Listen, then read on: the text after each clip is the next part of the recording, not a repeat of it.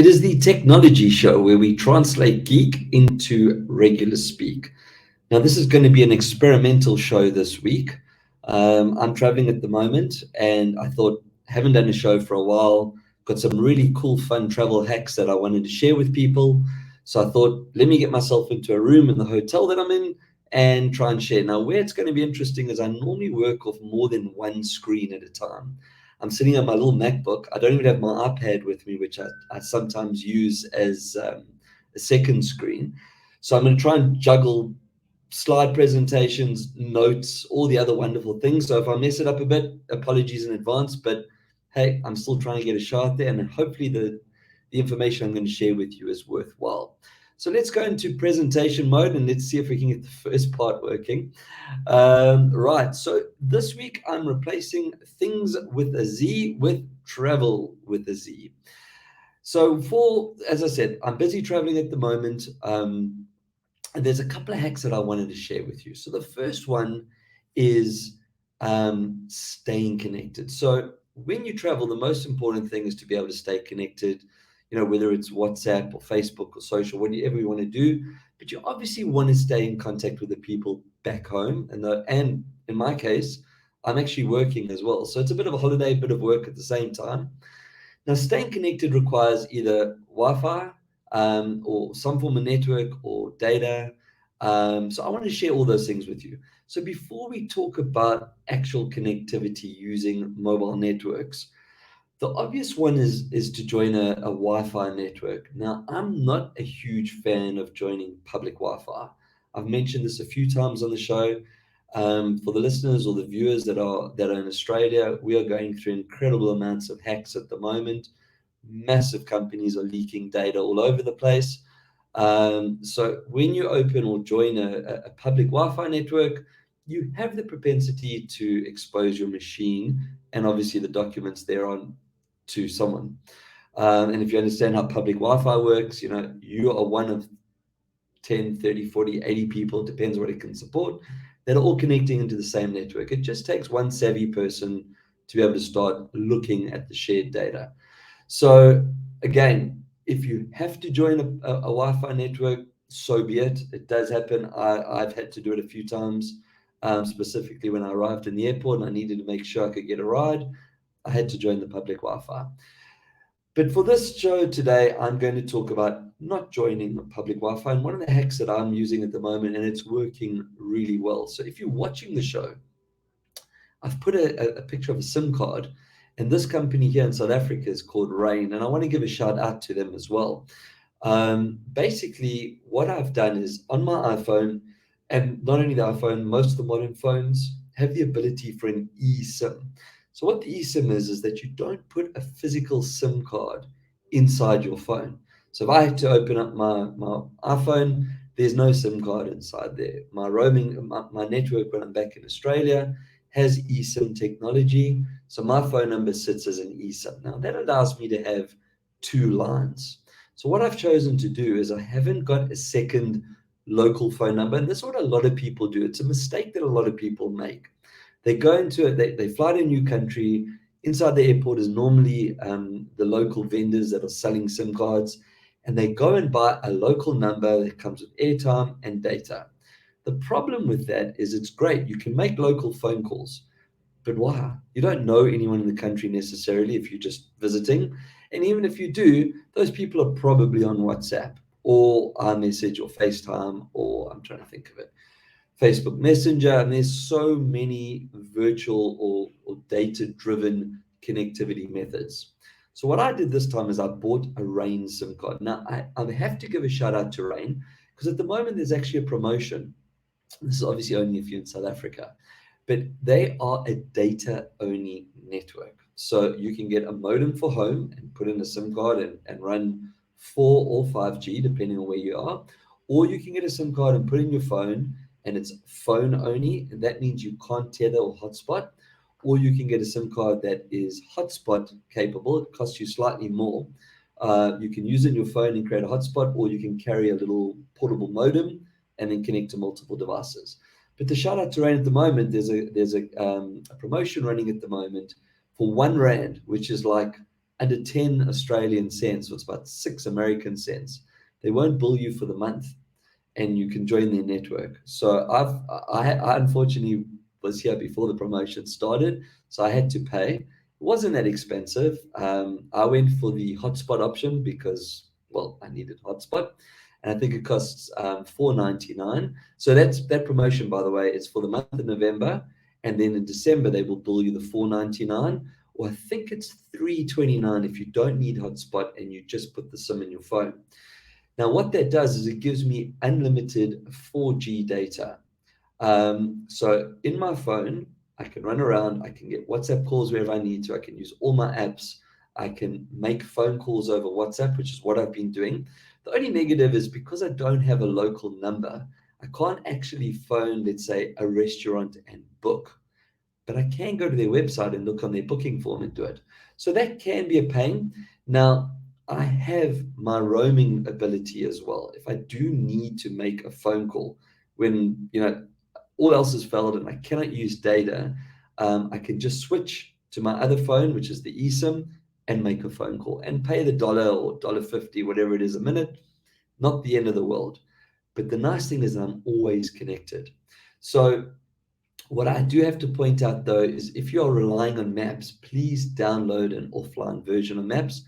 I just drove from Johannesburg down to Plettenberg Bay, which is about 11 or 1,200 kilometers, and it goes right through the desert. There's no 4G. There's no 4G network in the desert, so there was no connectivity. But at least my map still worked because I had downloaded. I didn't get updates, but I could still track my path, and everything worked fine. Well, however, being here in an urban area where I am at the moment, I'm on LTE, which is the equivalent of 4G, and I'm connected, and I'm WhatsApping, and I'm Facebooking, and I'm using Uber, and all the things that I need to do. So this has been a fantastic, revolution for me. I mean, I knew what I was doing before I left the country to come here, but I wanted to share this with everyone because basically, by putting a data SIM in your phone, you can get all the benefits that you need. And also by buying a data-only SIM, even if you don't get a great deal like I got with Rain, wherever you might be in the world, data SIMs are generally cheaper and or give more data than when you buy a package. The package will be, 100 minutes of phone calls and 10 SMSs and maybe 2 gigs of data. And if you're like me, you can chew through 2 gigs very quickly. So this has been a really good, successful hack for me for the time that I've been here and will continue to be here. Now, I can hear people saying, but Brett, what happens if I don't have eSIM technology? It's no real difference, right? The only thing that would be different is you wouldn't be able to make a phone call, like I said, where I can turn into a roaming because I've got dual SIM effectively. So if you have dual SIM, you would still have your original SIM card and you could roam. But if you have a phone that only has one SIM card, or you don't have an eSIM capability, I would still advocate that you do what I've done as well. So I would still advocate that you would do what I've done as well. And basically, sorry, there was just someone knocking at the door. That's what the lean back was. And put the data SIM, use your WhatsApp. And you know what you can also do? You can use WhatsApp, contact someone that's in the country that has a phone call, ask them to make the phone call for you. So that's my first travel hack on Travels with a Z. I don't know how I actually got up to that one. But anyway, right, so what do we have next? Okay. Now, I've actually reviewed this product before, but I've decided to use it from a travel hack point of view. So there it is. This is the Belkin Boost. It is a 10,000 milliamp portable battery charger. Now, if you look carefully, you can see there's a bit of a groove here, like a lip. This is actually designed for the iPhone. My iPhone fits perfectly. Well, I've got a cover on, but I'm going to try and show you. You can see there's a little bit of a gap, but it's using MagSafe at the moment, and it connects. It's magnetic, but the cover does charge through the cover. In fact, if I turn it on, I love live demos. There we go. Charged. It's charging. So why is this a travel hack? Well, it's not about carrying a battery pack. I mean, that's just obvious. Most people carry a battery pack. Why I've decided to include this in my travel hack series is quite simple. There's technology built into the Belkin Boost Charge that will, if you put a device that's being charged on top, it will charge the device first. So you plug it into the wall, you charge the device, the current will go straight through and charge the device. Once the device is charged, it will then start to charge the battery pack. So at the moment, I have full battery power because it was charging the whole night. My phone is fully charged as well. I go out into the day, go and take photographs and do all the tourist things that you want to do, knowing that I have 10,000 milliamps, which is pretty much a full charge or maybe even 2 charges. So you're not going to be stranded without battery when your phone runs out at 4 o'clock in the afternoon, like it does. So this is a great travel hack because you're charging your phone, you're charging your battery pack at the same time, and also what you're probably aware of. So when you charge your phone at night, when it gets to full, it just stays in trickle mode. You actually are still charging. It's a waste of time, waste of energy. So here, at least I'm charging my battery pack. So this is definitely my second travel hack that I wanted to share with you. I said this is the Belkin Boost Charge. I'm sure there are other chargers that do it. I've been a long time fan of Belkin. I reviewed a lot of their products before. I use the 3-in-1 Boost series next to my bedside that charges my watch, charges earbuds, and charges the phone using MagSafe. On that note, although this particular one has got this groove and it is designed for the iPhone, I've charged my Pixel on here. I've charged my JLab buds on here. The only thing I cannot charge is my Apple Watch. It would be so super awesome if there was a slight indent where the MagSafe is, just to take the Apple Watch as well. However, there is a USB out, so I can put the Apple Watch charger in here and I can charge off here if I want. I actually haven't tried to do both at the same time. That one I'm going to try tonight. Because I've just got my Apple Watch on its own charger that's running through the wall. But I will try that tonight. That's actually, don't know why I didn't think of that. Anyway, the idea with obviously with the USB is that you can share this with other devices as well during the day if people aren't using MagSafe. But as I said, balancing my JLab buds charges, balancing my Pixel on here charges. You got to just get it right so that then it's in the right place. It's QR, which is the standard.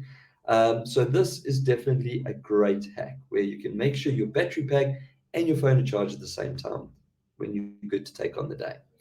And then the last hack that I wanted to share with you, which also some people might say, but Brett, that seems obvious, but it's not, is the spare phone. So one thing I want to just talk about the spare phone, that's why I want to include it in the hack. The phone, as well as your primary phone, they need to be unlocked. So certain countries, when you buy a phone on a contract and you do it through a telco operator, they actually lock the phone that it can only take a SIM card or an eSIM from that operator. Now, I'll use an example, and as if you watched last week's show or the week before, I've actually lost time with the traveling. I reviewed the whole Pixel range. What I never mentioned, I don't think I mentioned on the phone, or I might have mentioned it, on the Pixel Watch, to use the eSIM technology in Australia at the moment, it's exclusive to Telstra.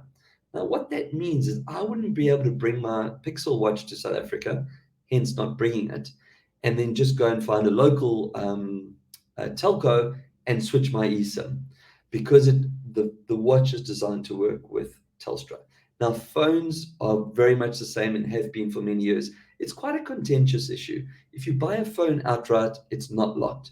If you buy a phone that's subsidized, and Americans do this mainly, you buy a phone from, I don't know what their companies, I've lost, Verizon and AT&T, they generally lock the phone and there's nothing you can do about it. So when you go home, you actually can't use the phone on a local SIM card unless you get it unlocked, which is not the easiest thing in the world to do, I might add. I've had a few phone issues before. So please make sure, your primary phone is unlocked when you travel. That's a travel hack. But also your spare phone needs to be unlocked so that when you get to the country and your phone breaks, gets stolen, falls in the water, whatever happens to your phone that you now need to go to your backup, it needs to be unlocked so that you can put the SIM card in, the data SIM card in this case. So I've always gamed on an Android phone. That's my gaming phone. I've been very fortunate to have the Pixel 6 Pro last year, and I've now just been upgraded to the Pixel 7 Pro. So that's the phone that I have with me. It does support eSIM technology as well, as it so happens. So I could actually replicate my current setup if anything happened to my iPhone. But this is not just a spare phone, it's my gaming phone as well. And again, I took the hotspot option from Rain so that I could actually share my data with my Pixel so I can still play my games. So yeah, look, fine. I don't have a Are You game. I haven't found any new games or anything like that. There's no Q&A today. This was just like I wanted to jump on one to let you know I'm still around. The technology show is still around, even though I'm traveling. However, if you're a long time, the last thing I'm going to do on the show, if you're a long time listener, you know that I always suggest waiting for 0.1 when it comes to software upgrades. So we've had iOS 16 out for a while. So 16, 16.01, 0.0245, whatever it went up to. 0.1 has just launched. And I'm pleased to announce that for both iPhone and iPad, it's out and it's stable. There's some great new features on there. I'm not going to get into it on this show. I haven't done a review on it properly. I've just been playing with it. I do suggest, though, that if you are traveling, that's not the time to upgrade to your software in your phone. The last thing you want to do is have connectivity issues or something goes wrong, your phone bricks, and then you're in trouble. So if where you are at this moment in time and you're not going anywhere, where you're on a stable network, or at least at home, so if something goes wrong, you can go to the local iStore.